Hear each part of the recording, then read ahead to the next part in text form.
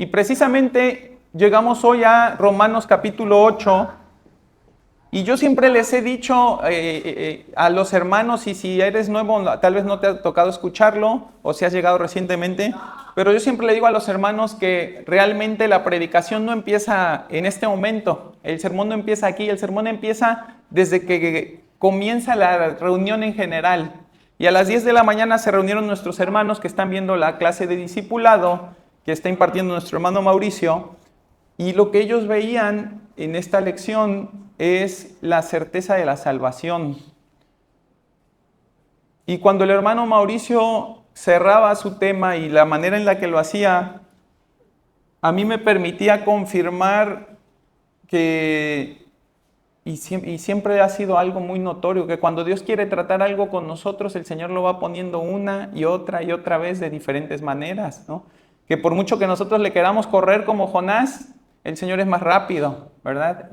El Señor todopoderoso, el Señor omnipresente, el Señor omnisciente va a encontrar la manera en la que nosotros escuchemos lo que tenemos que escuchar, porque es lo que necesitamos escuchar en ese momento.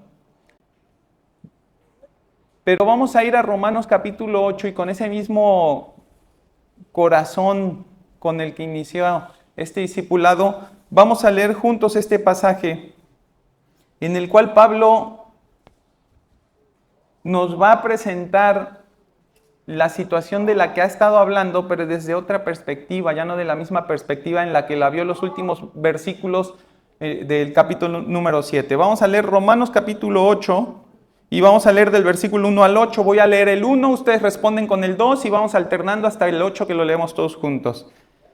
Dice así: ahora pues, ninguna condenación hay para los que están en Cristo Jesús, los que no andan conforme a la carne, sino conforme al Espíritu.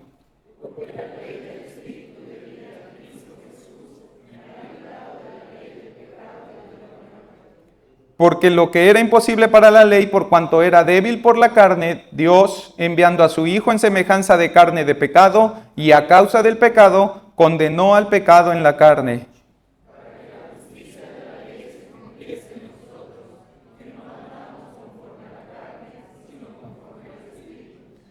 Porque los que son de la carne piensan en las cosas de la carne, pero los que son del Espíritu en las cosas del Espíritu.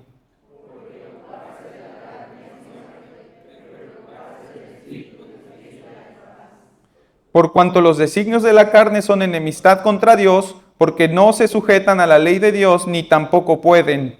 Y los que viven según la carne no pueden agradar a Dios. Padre, gracias, Señor, porque es tu palabra, Señor. Es tu voluntad la que nosotros buscamos cuando venimos a las Escrituras. No tratando de entendernos mejor a nosotros mismos, sino tratando de conocerte a ti.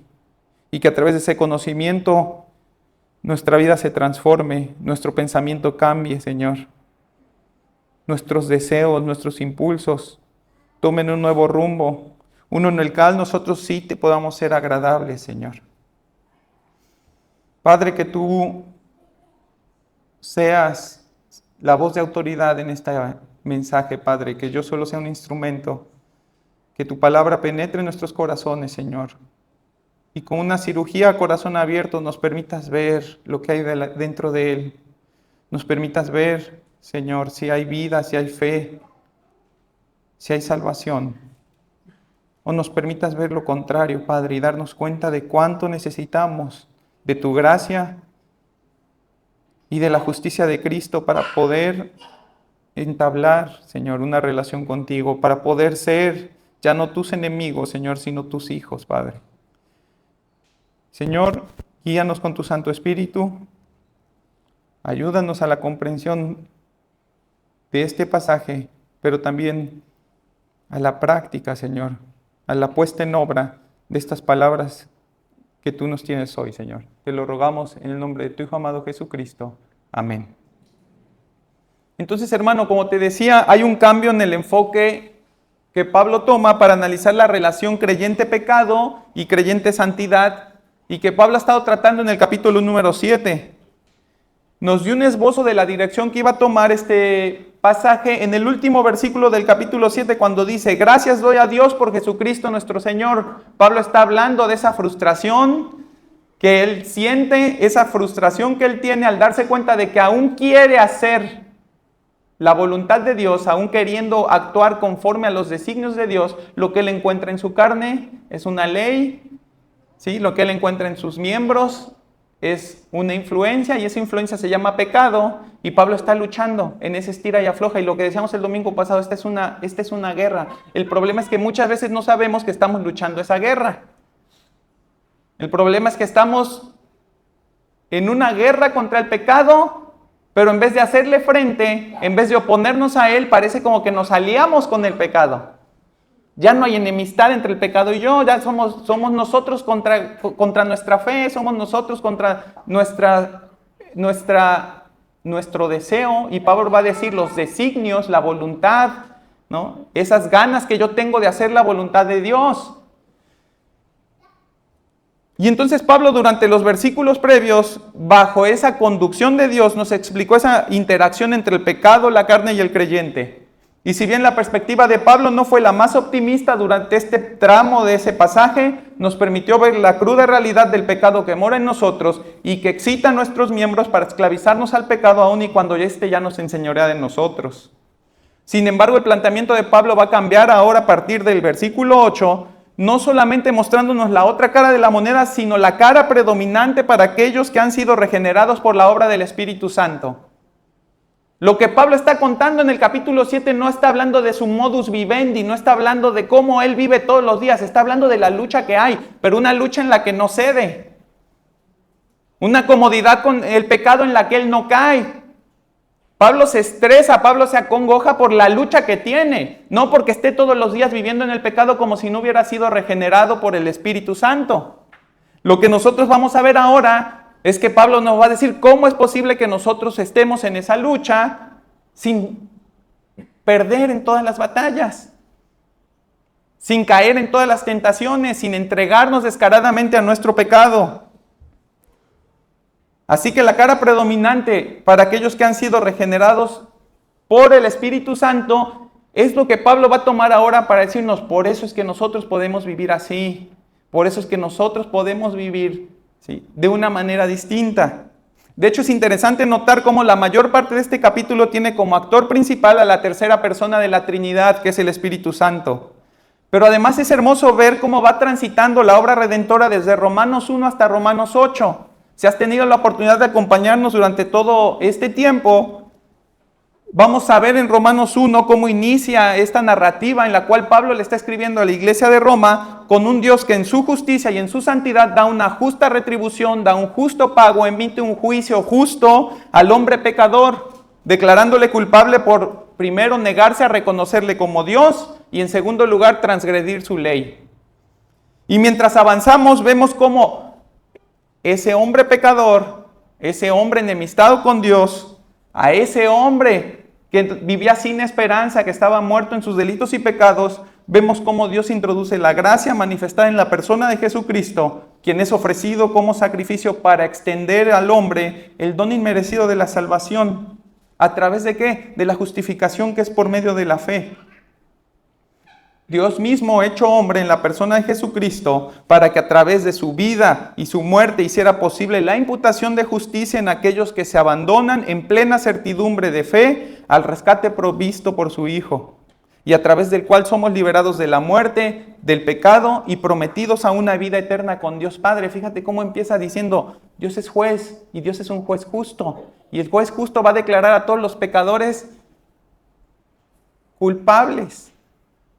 Y esa culpa, esa declarativa de Dios de culpabilidad va a condenar al hombre a una eternidad sin Él. ¿Pero qué crees? Y ahí es donde entra el Evangelio. Que ese mismo Dios que declaró al hombre culpable a causa de su propio pecado, no un pecado que Dios puso en el hombre, sino a causa del propio pecado del hombre, Dios le ha extendido su misericordia y su gracia a través de Jesucristo. Un Cristo que, a diferencia de Adán, ese hombre por el cual el pecado se introdujo al mundo y que dice que por ese uno todos fuimos constituidos pecadores, que afectó por ese pecado a toda la humanidad, a diferencia de ese Adán, ahora Cristo ha hecho abundar la gracia justificadora en todos aquellos que son elegidos por Dios para salvación. Y junto con la redención Cristo nos libera de la esclavitud del pecado para someternos a su señorío amoroso. Fíjate cómo no nos volvemos agentes libres, lo decíamos en su momento. No nos quedamos sin Señor, no es ya soy libre del pecado y ahora yo ya no soy esclavo de nadie. No. Lo que dice Romanos y lo que estuvimos estudiando de Romanos es que dice, estabas dominado por el pecado, estabas sometido por el pecado era tu Señor y ahora Cristo te ha redimido y se ha hecho tu Señor. Y en ese señorío que Cristo ejerce sobre ti, ese señorío es un señorío amoroso. Un señorío distinto al del pecado, un señorío que no busca tu muerte, un señorío que no busca tu destrucción, sino que busca tu justificación para presentarte delante del Padre santo y sin mancha, o como Él quiere presentarse a la iglesia, sin mancha ni arruga. Y vemos cómo también Cristo se deshace a través de su obra de ese peso de la ley para ligarnos a Él en un perfecto matrimonio. Un perfecto matrimonio donde ahora nos sometemos a esa ley dada por Dios, no con el propósito de ganarnos un lugar con Él, no con el propósito de caerle mejor, no con el propósito de que nos sea contado por justicia, sino más bien para que a través de esas buenas obras que Él ha preparado de antemano para los que le aman, nosotros podamos glorificar a Dios. Nosotros podamos cumplir el propósito de Dios en nuestra vida. Y tras esa lucha encarnizada que expone Pablo entre el pecado y los deseos de un hombre regenerado, vamos a llegar a este pasaje a encontrar el remanso donde podemos depositar nuestra confianza para no ser hallados faltos en nuestra santidad. Y esta parte de la historia corre ahora a cargo del Espíritu Santo. Fíjate cómo vemos a Dios declarando juicio pero proveyendo gracia. Luego vemos a Cristo siendo el vehículo por el cual esa gracia se hace accesible al hombre. Vemos a Cristo encarnado, vemos a Cristo cargando nuestra culpa, cumpliendo con su justicia y su santidad toda la ley, de tal manera que ahora Él puede declararnos a nosotros justos, no por lo que nosotros hayamos hecho, porque no hicimos nada, sino por lo que Él hizo. Y de repente llegamos a este punto donde dice ahora, ya que eres justo, ya que eres regenerado, ya que eres mío, ya que te compré por precio de sangre, ya que soy tu Señor, ya que tenemos esta relación de intimidad que hay entre Cristo y sus hijos, ¿ahora qué viene? Viene la obra del Espíritu Santo. ¿Para qué? Para mantenerte, para preservarte, para sostenerte en esa fe, de tal manera que todo sea para gloria de Dios y nada sea para gloria de nosotros. John MacArthur hace esta reflexión respecto a la importancia del Espíritu Santo en la vida del cristiano. Y él dice así, y lo voy a leer tal y como él lo dice. En primer lugar, una forma de percibir al Espíritu Santo que podría ayudarte es esta. El Espíritu Santo es para nuestra vida espiritual lo que el Creador es para el mundo físico. Sin Dios, el Creador, el mundo físico no existiría. Y sin su continuo poder sustentador y preservador, el mundo dejaría de existir. Y del mismo modo, en términos de la dimensión espiritual, sin el Espíritu Santo nunca habríamos sido recreados. Y sin el poder preservador y sustentador del Espíritu Santo, nosotros también nos estrellaríamos contra la muerte espiritual de la que venimos. Así que el Espíritu de Dios es el mismo agente por el cual recibimos vida y el mismo agente a través del cual se sostiene esa vida. Y también el mismo agente que, al final, llevará esa vida a su plena consumación en la gloria eterna. Hermano, cuán grandiosos sean para ti la gracia de Dios y el sacrificio de Cristo, deberá serlo también en la misma medida la obra sustentadora del Espíritu Santo que nos mantiene asegurados hasta nuestra redención final. No es menos lo que hace el Espíritu Santo por nosotros. Es que lo vemos menos, es que lo entendemos menos, es que lo conocemos menos.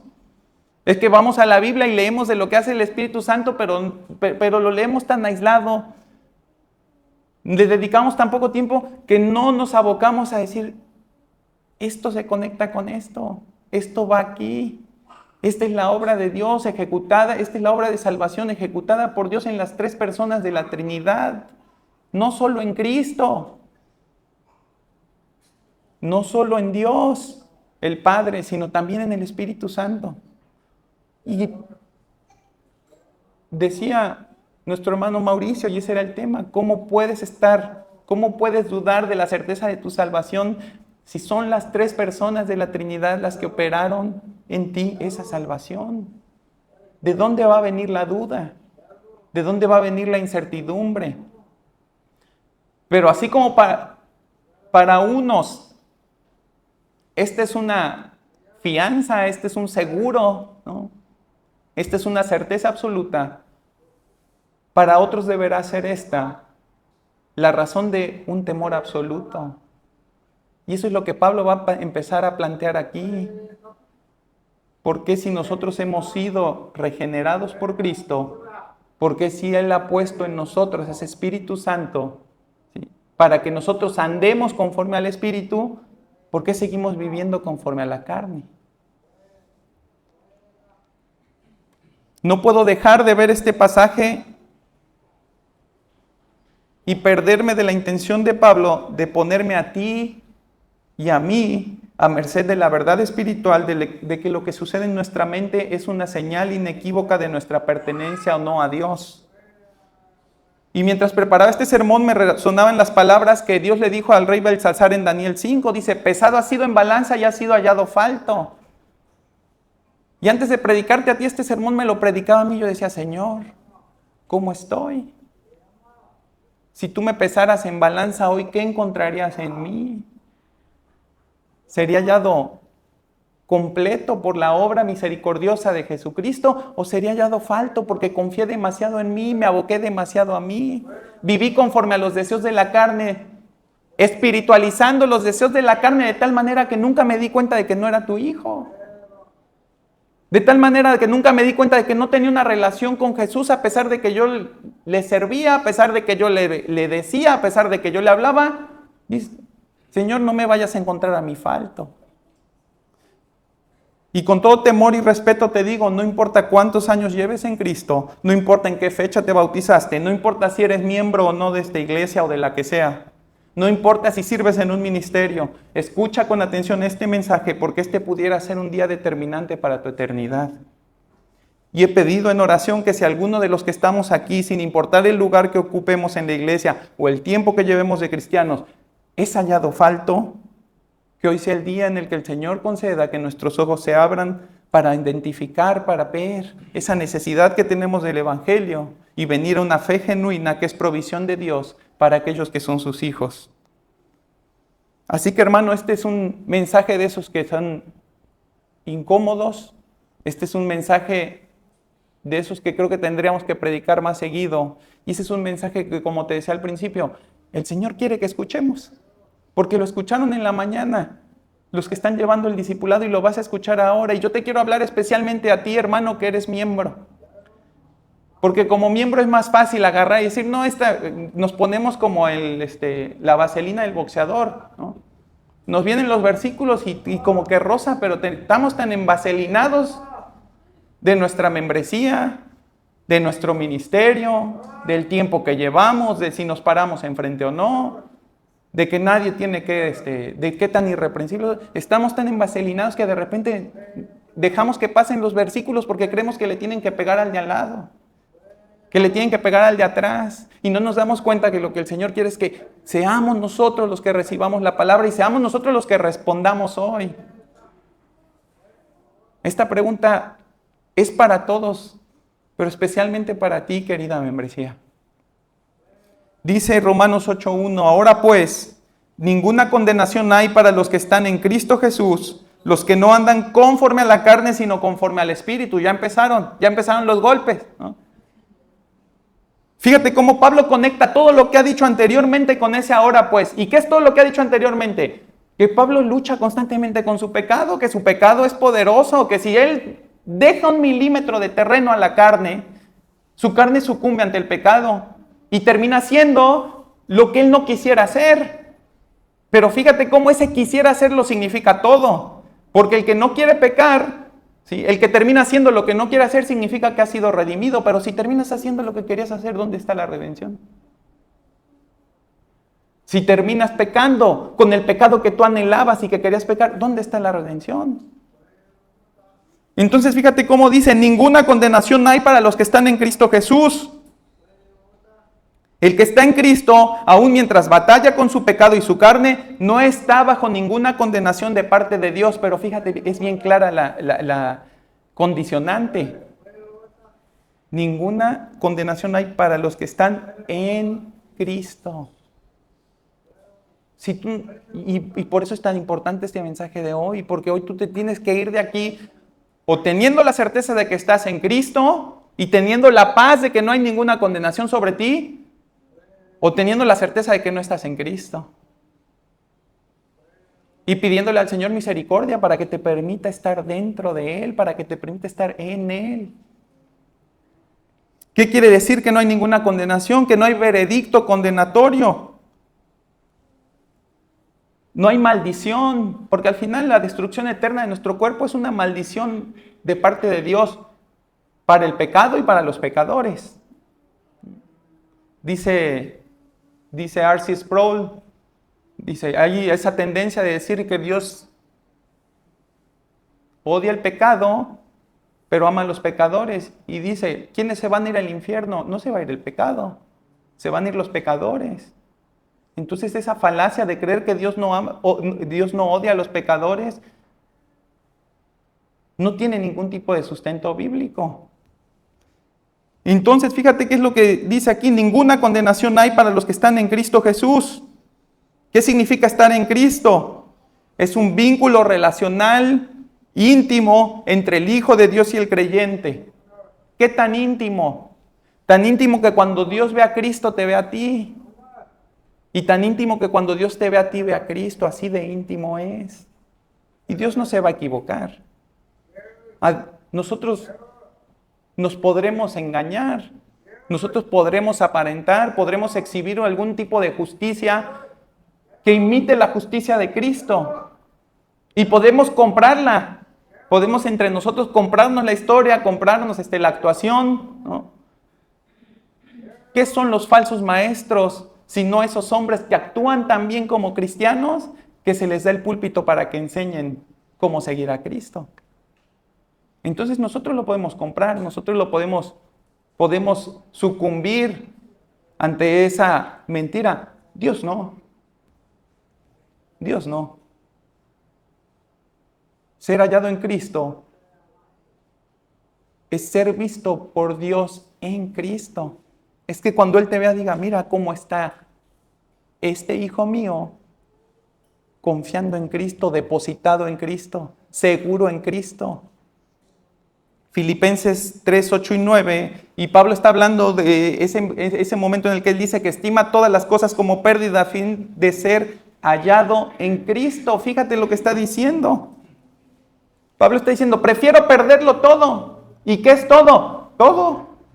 Seguramente para Pablo habrá significado algunas cosas. Si tú te vas a unos pasajes anteriores, él empieza a hablar de su educación, de su preparación. ¿Sí? Pablo fue instruido tanto por el mundo como por la religión. Y Pablo está diciendo, lo estimo todo como pérdida. Prefiero tenerlo todo como pérdida. ¿Para qué? Con el fin de ser hallado en Cristo, no teniendo mi propia justicia, que es por la ley, sino la que es por la fe de Cristo, la justicia que es de Dios por la fe. Fíjate cómo comienza todo. Fíjate cómo comienza todo. Entendiendo que tenemos que darlo todo por perdido.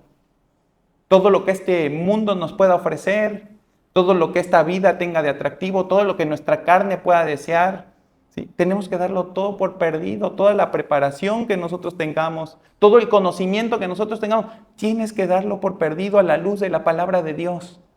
Si tú vienes aquí todos los domingos o los días que vengas pensando que ya sabes lo que se está predicando, entonces realmente no sé cuál es el propósito de venir.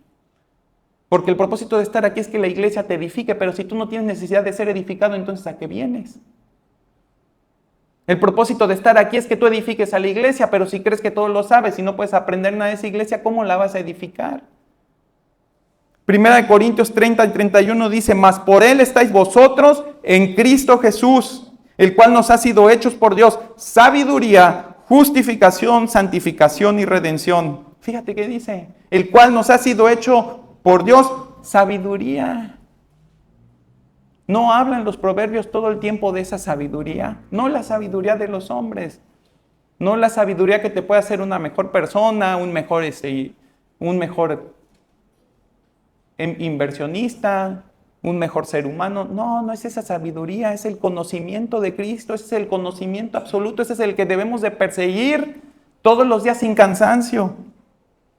Y fíjate cómo dice, nos ha sido hecho por Dios sabiduría, justificación, santificación y redención, para que, como está escrito, el que se gloría, ¿en qué se va a gloriar? En el Señor. No en su sabiduría, no en su justicia, no en su santidad, sino en la del Señor. De eso se trata estar en Cristo, de perderse a uno mismo para encontrarse únicamente en Él. De forma que al abandonar mi justicia, la única justicia que me quede en mí, sea la que Cristo me imputa por medio de la fe. Imagina la escena delante de Dios, un hombre bienaventurado por su pobreza de espíritu, que no confía en sus obras ni en su rectitud para presentarse delante de un Dios 3 veces santo. Es la única manera de poder presentarse delante de Dios. Sin tener un ápice de confianza en ti. Sin tener un ápice de justicia tuyo. Sin tener un ápice de sabiduría propia.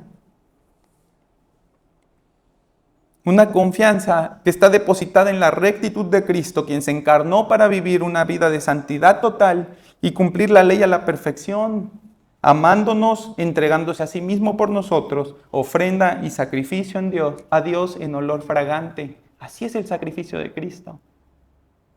¿Cómo sería nuestro sacrificio si fuera por nuestras obras delante de Dios? No sería más que pestilencia. No sería más que hedor. Entonces, para ese hombre que no haya nada rescatable en él y que encuentra absolutamente todo lo que necesita en Cristo, no hay maldición de parte de Dios. No hay condenación. Eso es lo que está diciendo Pablo. Ninguna condenación hay para los que están en Cristo Jesús. Y fíjate lo que va a decir después.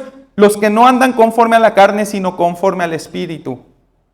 Y aquí es donde se pone todavía más apretado el asunto. Porque no solamente Pablo está ligando y asociando la no condenación, ¿sí?, a nuestra posición en Cristo, sino además a nuestra práctica de esa relación en Cristo. Y lo decía bien mi hermano Mauricio hace rato. Que no nos confiemos, que no lo demos por sentado. Que no creemos que porque parece que tenemos un lugar en la mesa, porque parece que estamos en Cristo, vivamos una vida tal que no represente a ese Cristo en el cual nosotros decimos que estamos depositados. Este pasaje no está añadiendo una condición más para estar en Cristo. No está diciendo, los que están en Cristo son los que no andan conforme a la carne, sino conforme al Espíritu. Más bien está describiendo el carácter y comportamiento de los que están en Cristo.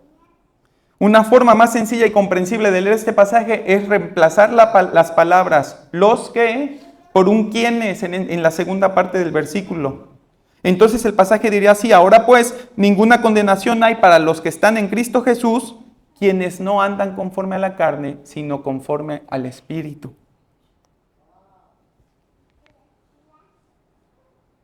Estar en Cristo y no andar conforme a la carne, sino conforme al Espíritu, son condiciones inseparables de un hombre que ha sido justificado por el Señor. Y aquí es donde comienza el pesaje. Por eso te leía Daniel. Y por eso te decía, pesado ha sido en balanza. Aquí es donde nosotros nos empezamos a pesar. Aquí es donde nosotros nos paramos en la balanza para ver cómo somos hallados delante de Dios. Y lo que Pablo va a hacer es dejar muy en claro lo que significa andar en el Espíritu y lo que significa andar en la carne. ¿Pero para qué lo va a hacer? Primero, para que confiemos en Él para nuestra preservación y sostenimiento diario, si es que hemos sido justificados. La única manera en la que tú puedes vivir venciendo tu pecado es porque confías en que Dios está haciendo una obra en ti. Si tú confías en que está haciendo una obra en ti, que hay una obra en proceso dentro de ti, entonces tú puedes tener la confianza de que algo va a cambiar. algo va a ser diferente. La siguiente vez voy a poder resistirlo de una manera distinta. La siguiente vez me va a ser menos atractivo el pecado. ¿Por qué? Porque confías que hay una obra del Espíritu Santo en ti. Eres consciente de que hay una obra y que esa obra tiene como propósito tu santificación. No somos medallas en el cuello de Dios. No somos adornos de la gracia de Dios. Debe de haber una vida que corresponda a esa obra que Dios está haciendo en nosotros por medio del Espíritu Santo. Cuando Pablo se refiere aquí a andar, él utiliza una palabra griega que se utiliza para caminar, pero en este contexto se refiere a la manera en la que uno vive la vida. Ese es el andar. Cómo se vive la vida, cómo se conduce la vida, cómo se regula la vida. Y cuando hablamos de regular, hablamos de regla. ¿Sobre qué medimos? ¿Qué es lo que nos dice lo que agrada a Dios y lo que no agrada? ¿Qué es lo que nos dice que transgrede la ley de Dios y que no lo transgrede? Así que debemos entender lo siguiente. Quien está en Cristo no vive, conduce o regula su vida con base en la carne, entendiendo la carne como el cuerpo y los miembros que están a disposición del pecado, sino que más bien vive, conduce y regula su vida con base al Espíritu.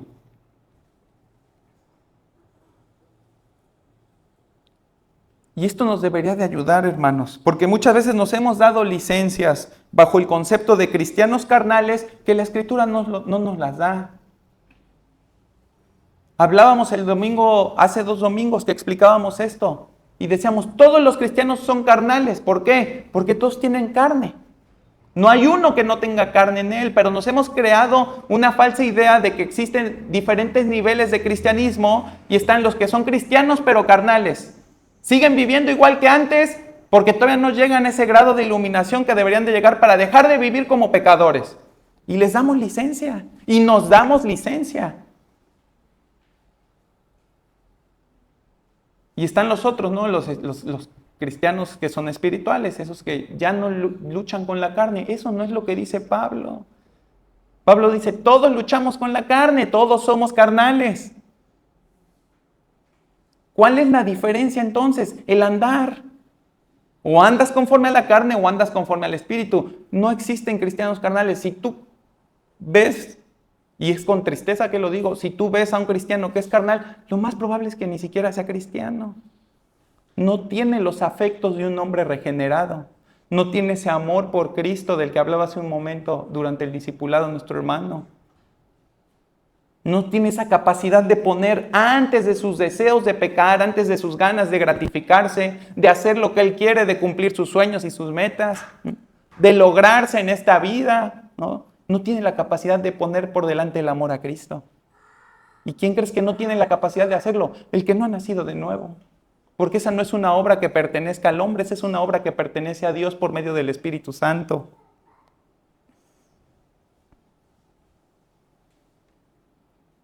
¿Cuál es el estándar de la vida en el Espíritu?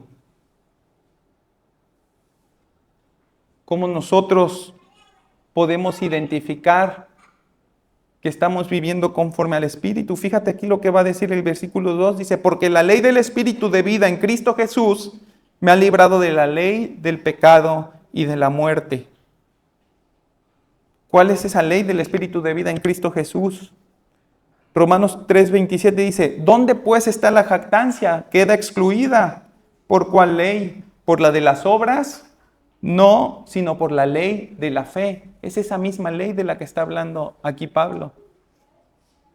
Es el Evangelio, la ley de la fe y la razón por la cual nosotros tenemos libertad. Y fíjate qué interesante es ver que Dios proveyó por medio del Espíritu una nueva ley que lograría lo que la antigua ley dada por Moisés no pudo lograr. Aún y cuando nosotros vimos en el capítulo 7 que decía que la ley era espiritual y la ley era buena. ¿Recuerdas? Que Pablo está diciendo, no es que la ley sea mala, no es que la ley sea pecado.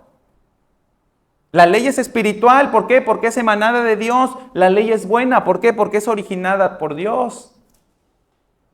La ley no es mala per se. ¿Qué es lo que la hace mala? Es el pecado. Porque el pecado tomando ocasión por medio de la ley, y tomando ocasión quiere decir agarrándola de trampolín, ¿sí? Agarró esa ley y ¿qué hizo? Que el hombre pecara más de lo que pecaba. Siendo consciente de lo que era la transgresión contra Dios, el hombre pecó más de lo que pecaba antes de conocer la ley. Pero fíjate cómo ahora nos está hablando de una nueva ley. ¿No es acaso esta ley del Espíritu de vida la que ha sido escrita en nuestras mentes y corazones, como dice Hebreos 10:16? De tal forma que bajo esta dirección de esta nueva ley, que es conforme al Espíritu, nosotros podemos vivir en armonía con la antigua ley. Porque Jesús dijo, yo no he venido a abrogar la ley, yo he venido a darle su perfecto cumplimiento. Y si no la abrogó para Él, no la abrogó para nosotros. Entonces nosotros no estamos peleados con la ley. ¿Con qué peleamos? Con que la gente crea que puede llegar a Dios por medio de la ley. Porque no alcanza a ver su incapacidad para cumplir esa ley. Pero nosotros no estamos peleados con la ley de Dios. ¿Qué sucedía? Que la antigua ley mosaica, sin el Espíritu Santo de por medio, solo le era provechosa al pecado para producir en nosotros muerte. Pero fíjate cómo esa misma ley moral de Dios opera de forma diferente en aquellos cuyo corazón y mente están bajo el control del Espíritu. No produce más muerte sino santidad y gloria a Dios. Tal como lo hizo Cristo al darle su perfecto cumplimiento. Entonces no estamos nosotros corriendo tratando de huir de la ley moral de Dios. Estamos nosotros habilitados por esa nueva ley traída por el Espíritu Santo de vida, ¿sí? Viviendo para glorificar a Dios a través del cumplimiento de esa ley. Y fíjate qué dice aquí. Porque lo que era imposible para la ley, por cuanto era débil por la carne, Dios, enviando a su Hijo en semejanza de carne de pecado, y a causa del pecado, condenó al pecado en la carne. ¿Qué era imposible para la ley? Y está diciendo que Dios nos dio una nueva ley, porque la ley del Espíritu de vida en Cristo Jesús me ha librado de la ley del pecado y de la muerte. ¿Por qué? Porque esa ley, ¿sí?, le era imposible, ¿qué? Librarnos del pecado. Aunque el propósito de la ley era la santificación del hombre, al que el propósito de la ley era apartar del hombre del pecado, le era imposible esa ley. ¿Por qué? Porque la ley era defectuosa. No. La ley fue completa, la ley fue perfecta. Es la voluntad de Dios expresada en mandamientos. ¿Cómo va a ser insuficiente? El problema no es de la ley, el problema es de quienes luchan con su carne.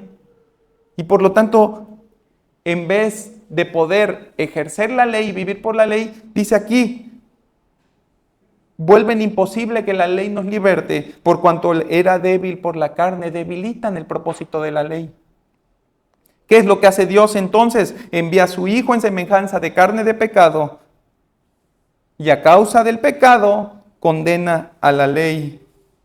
Fíjate cómo la gracia de Dios manifestada en enviar a su Hijo en semejanza de carne de pecado, y fíjate cómo no dice en carne de pecado, como nosotros dice en semejanza de carne.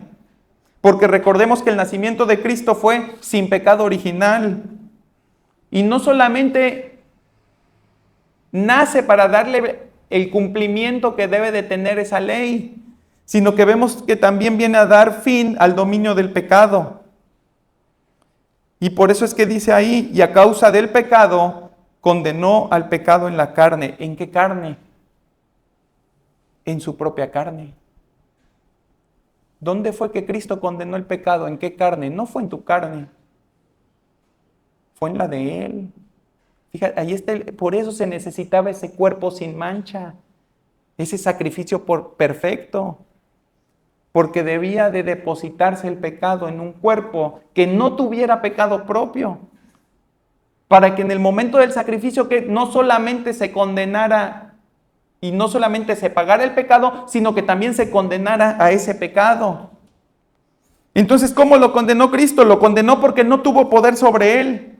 Y a través de su cuerpo mortal, libre de toda culpa y pecado, declaró su veredicto condenatorio sobre el pecado. Lo condenó porque no fueron los pecados de Cristo produciendo muerte en él, sino nuestros pecados sobre él. Y lo condenó porque al resucitar al tercer día, despojó al pecado de toda la capacidad de regir y dominar sobre él, pero también sobre los que creen en él. Entonces, hermano, ¿me sigues hasta aquí? ¿Cómo va a ser posible que un hombre carnal que se cree cristiano pueda vivir su vida bajo el estándar de la carne y seguir creyéndose cristiano toda su vida, cuando lo que Cristo hizo fue condenar en su propia carne el pecado a fin de despojarlo de su poder y de librarnos de él? Es inconsistente, es incongruente. No hay manera en la que un hombre cristiano se pueda decir carnal, y no hay manera en la que un hombre cristiano pueda vivir satisfaciendo su carnalidad. El que está en Cristo no anda conforme a la carne. Si tú crees que estás en Cristo y andas conforme a la carne, quiero decirte que estás tan perdido como el que no está en Cristo. Inclusive te podría decir que peor, porque te engañas a ti mismo profesando una fe que no tienes. Te engañas a ti mismo exhibiendo una justicia que no es la de Cristo. Te engañas a ti mismo abrazando una gracia que no es la que Dios proveyó por medio de su Hijo.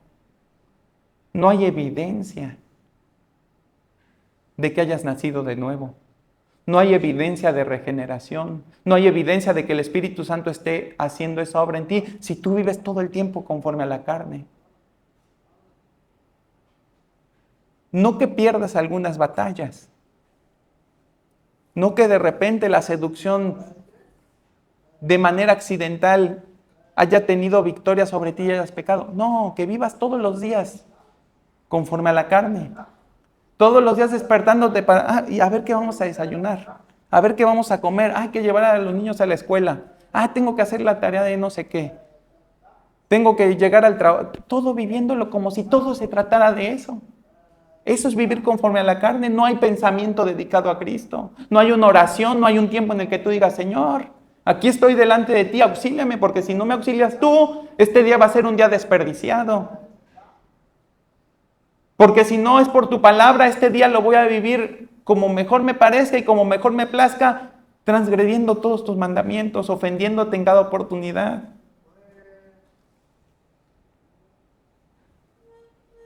Vivimos muchas cosas conforme a la carne y ni siquiera nos damos cuenta de que las estamos viviendo conforme a la carne. Creemos que porque venimos a una iglesia, porque nos hicimos miembros, porque nos bautizamos, ya todo lo espiritualizó esa acción.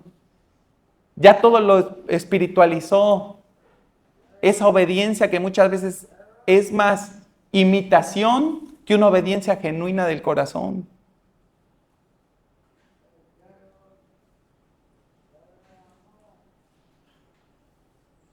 Vivimos tras nuestros caprichos, tras nuestra voluntad, pasándonos a traer a quien sea, ¿no? Y en ese pasándonos a traer a quien sea, pasándonos a traer a nosotros mismos.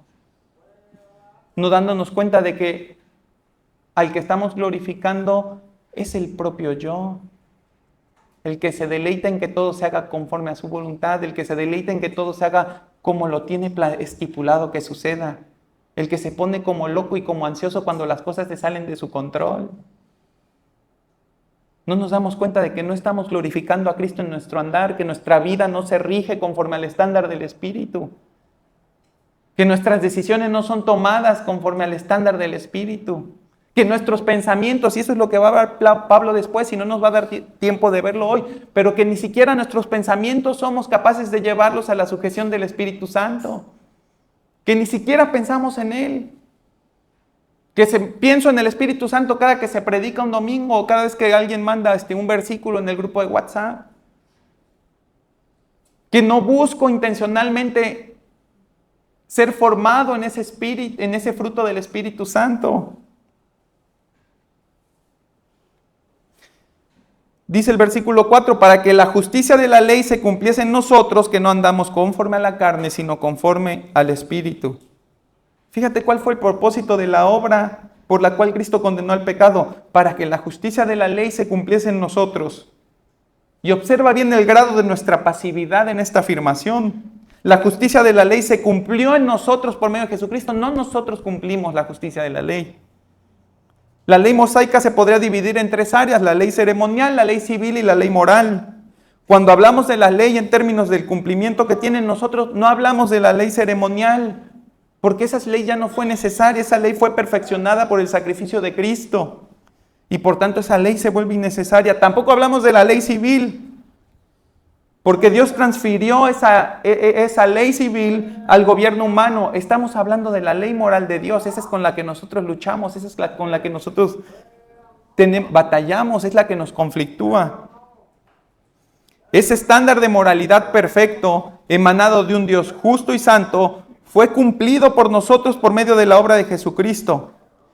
¿Y cómo es que fue cumplido? Por imputación. Cristo lo cumple y nos lo comparte a nosotros. Y de nuevo Pablo va a enfatizar el carácter de ese hombre que cumplió la ley por imputación. No anda conforme a la carne, sino conforme al Espíritu. Que no se te olvide, un regenerado no anda conforme a la carne, sino conforme al Espíritu. ¿Cómo puedes saber si te ha sido imputada la justicia de la ley por medio de la obra de Cristo? Cuéntame cómo es tu andar. ¿Andas en los afanes de tu carne y del mundo o andas en las cosas de tu Padre? ¿Andas en tus negocios, tus proyectos, tus sueños, tus logros o andas en los de tu Padre? ¿Has sido capaz de amar menos a tu padre, a tu madre, a tu esposa, a tus hijos y a tu propia vida con tal de seguir a Cristo? ¿O primero está todo lo demás antes de tu amor por el Señor? ¿Has sido capaz de repartir todas tus riquezas entre los pobres o sigues persiguiendo la riqueza? Acuérdate de la historia del joven rico. ¿Andas en la carne o andas en el Espíritu? Si tu respuesta se acerca más a una devoción a ti mismo, a los seres que te rodean o a las cosas que pertenecen a este mundo, me entristece decirte que vas camino a perder tu alma. Y otra vez, hermano, este es un examen profundo, este no es un test rápido. Marcos 8, 35 al 37 dice, porque todo el que quiera salvar su vida la perderá, y todo el que pierda su vida por causa de mí, del evangelio, la salvará. Porque ¿qué aprovechará el hombre si ganare todo el mundo y perdiere su alma? ¿O qué recompensa dará el hombre por su alma? ¿Con qué va a pagar el hombre su alma? Eso es lo que está diciendo al final. ¿Con qué va a poder el hombre pagar el rescate de su alma? No puede. ¿Qué encontraría Dios en ti si hoy viniera a pedir tu alma? ¿Qué palabras escucharías? ¿Escucharías las palabras que le dijo al hombre necio en Lucas 12, 20? Fíjate cómo dice, pero Dios le dijo, necio, esta noche vienen a pedirte tu alma y lo que has provisto, ¿de quién será? Así es el que hace para sí tesoro y no es rico para con Dios. Así es el que vive conforme a la carne y no conforme al Espíritu. ¿Cuál es tu provisión? ¿Qué es ese fruto que atesoras en tus graneros que no deja espacio para la justicia de Cristo en ti? ¿Es tu fama o tu reputación de un hombre moral? ¿Es el reconocimiento de ser un tipo sobresaliente en tu campo laboral? ¿Es la acumulación de bienes y bienestar para los tuyos? ¿Es tu satisfacción y gratificación personal? ¿Qué es lo que te está desviando de andar en el Espíritu? ¿Qué es lo que te está robando la posibilidad de caminar en el Espíritu, de dejar de vivir por estos ojos? Por lo que vemos aquí, por las cosas materiales que el mundo nos ofrece, por las cosas inmateriales también que el mundo nos ofrece. En Lucas 12, antes de que Cristo compartiera la parábola del rico insensato que te acabo de leer, la Escritura dice que se acerca un hombre a Jesús y le dice, Maestro, di a mi hermano que parta conmigo la herencia. Fíjate qué está sucediendo y de dónde saca el Señor la parábola, de dónde viene. Le dice, Maestro, dile a mi hermano que parta conmigo la herencia ahora. Fíjate qué interesante. Porque este hombre viene y le dice, Maestro, le reconoce quién es, reconoce la autoridad que Cristo tiene. Y fíjate que no viene el hombre, pareciera que no viene con una tontería, parece que hay un pleito ahí, que el hermano no le está repartiendo la mitad de su herencia, no le está dando lo que le corresponde. Y uno diría, pues ¿qué va a hacer el Señor? ¿Justicia? Pues si Él es el Señor de justicia, ¿cómo no la va a hacer? Fíjate qué le dice Jesús. Hombre, ¿quién me ha puesto sobre vosotros como juez o como partidor? Fíjate lo que le está diciendo Jesús. Las cosas de la carne son de la carne, las cosas de la tierra son de la tierra. Por eso le dijo, den a César lo que es de César, lo que es de este mundo es de este mundo. Le está diciendo, ¿yo qué tengo que ver con esto? Claro que Jesús lo podría haber resuelto, pero no era el propósito de Jesús. Mira cómo Cristo identifica en este hombre algo que posiblemente él ni siquiera veía en sí mismo. Él viene a pedirle a Cristo, reconociéndole como maestro, que medie entre él y su hermano para el reparto de la herencia. Y Jesús le responde diciendo, ¿quién me ha puesto entre ustedes para que yo sea el que reparta? ¿Y a poco no tenía autoridad Jesús para hacerlo? Sí. Pero lo que Jesús le está diciendo es, ¿qué importa la herencia? ¿Qué importan las cosas de este mundo? ¿Qué importa? Por eso cuenta la parábola del rico insensato. ¿Qué importa? Si acumulas todo lo que puedes acumular en esta vida, sea lo que tú le quieras dar valor. Porque no todos le dan el valor finalmente a lo económico. Hay quien le da a las relaciones, al poder, ¿no? Al reconocimiento, ¿sí?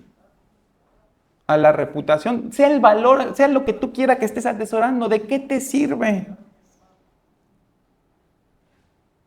¿De qué te sirve perseguir eso? ¿De qué te sirve ir detrás de ese patrimonio que delante de Dios no tiene ningún sentido? Que para fines eternos no tiene ninguna utilidad.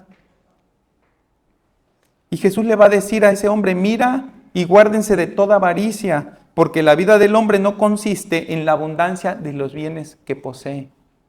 No se trata de andar por la carne, no se trata de acumular riquezas, lo que sea que para ti signifique riqueza. Hay quien tiene a su Dios en las experiencias. Yo quiero acumular experiencias, quiero viajar por todos lados, quiero conocer mucha gente, quiero visitar muchos lugares, quiero probar comida de todo el mundo, quiero hablar muchos idiomas y conocer. Y ese es su Dios, esa es su riqueza y eso acumulan. Y trabajan y ahorran, ¿para qué? Para irse de viaje y ahí está su Dios. Y tú dices, ¿qué tiene de malo viajar? No tiene nada de malo viajar.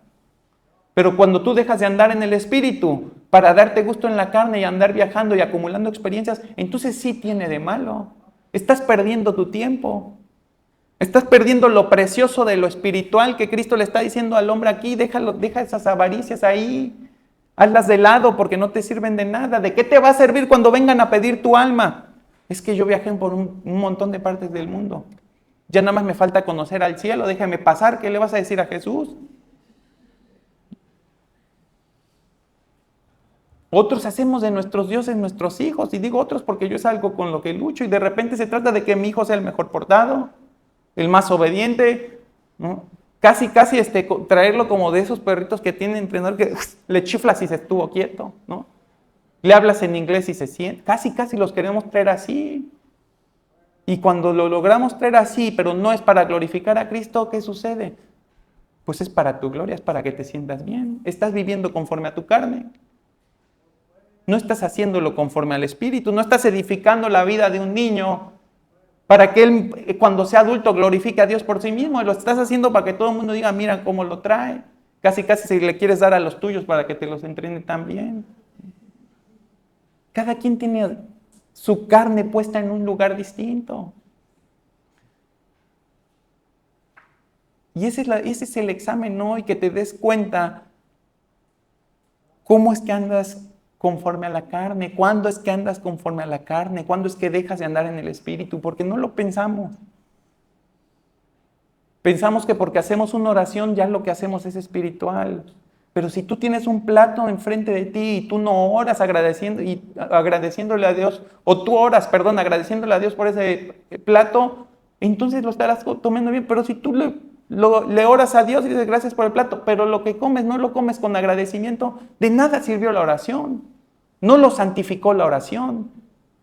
No te santificó a ti. Andamos conforme a la carne en tantas cosas. Y el problema es que no nos damos cuenta. Y es lo que va a decir Pablo más adelante. En el versículo, déjame buscarlo aquí.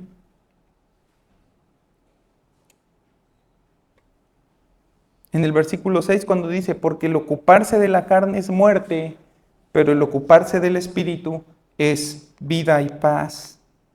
Andamos viviendo tantas cosas en nuestra carne, por nuestra carne, para nuestra carne, que no nos estamos dando cuenta que estamos caminando en el camino de muerte. No nos estamos dando cuenta que no hay una regeneración en nosotros, no hay un nuevo nacimiento, no hay un Espíritu Santo morando en nosotros que ponga los afectos que necesitamos tener para vivir en el Espíritu. Fíjate cómo va a decir, cómo dice que el que anda en el Espíritu, que ocuparse del Espíritu es vida y paz. ¿Qué tanta vida y paz tienes hoy? No bajo tus parámetros, sino bajo los parámetros del Espíritu. Cuando habla de paz, a esa paz a la que se refiere es la paz de estar ya no enemistado con Dios. Yo ando en peligro constante de que Dios ejerza su juicio sobre mí y me condene, sino estar tranquilo de que el día que Dios ejerza juicio, yo no voy a ser de los enjuiciados.